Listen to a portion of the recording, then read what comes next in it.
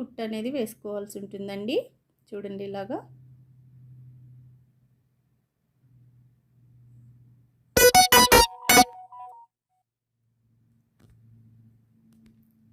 రెండు ఒకసారి ఇలాగ కుట్టు వేసుకుంటున్నాము. ఇలా కుట్టిన తర్వాత ఒకసారి ఇలాగ అనుకొని దీనిపై నుంచి ఇంకొక కుట్టు అనేది వేసుకుంటే మనకి లైనింగ్ అనేది లోపల వైపుకి ఫోల్డింగ్ ఈజీగా అవుతుంది.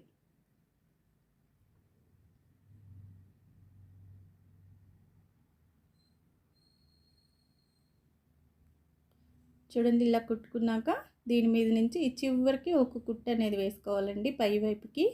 లైనింగ్ అనేది బయటికి కనపడకుండా ఉంటుంది. లైనింగ్ బయటికి కనపడకుండా చివరికి కుట్టు వేసుకున్నామంటే మనకి వాష్ చేసినప్పుడు లైనింగ్ అనేది బయట వైపుకి రాకుండా ఉంటుంది. ఇదేంటంటే ఇలా కుట్టు వేయిపోయామంటే లైనింగ్ అనేది బయటకు వచ్చేస్తుందండి. అందుకోసం ఇక్కడ ఒక కుట్టు అనేది వేసుకోవాలి. ఇలాగా లైనింగ్ అంతా జాయింట్ చేసుకోవాల్సి ఉంటుందండి.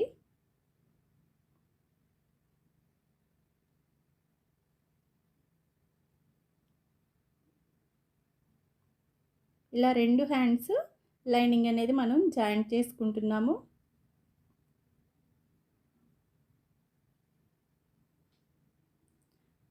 ఇలా జాయింట్ చేసిన తర్వాత ఎక్స్ట్రా ఉన్న క్లాత్ అండి కట్ చేసుకోవాలి.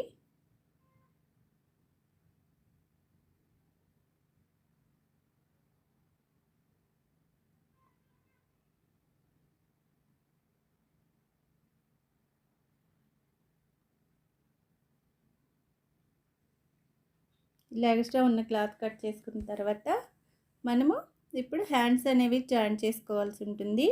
మనం ఎప్పుడు లోత్ అనేది కుట్టేటప్పుడే తీస్తామండి. హ్యాండ్ లోత్ అనేది చూడండి ఈ విధంగా.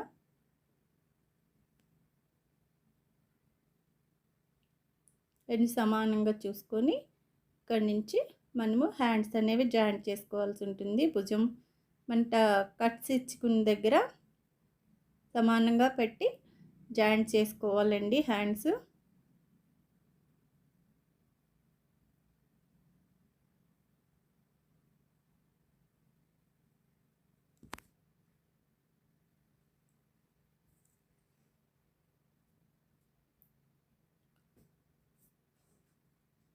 ఇలాగా జాయింట్ చేసుకున్నాక రెండో కుట్టు కూడా వేసుకోవాలండి.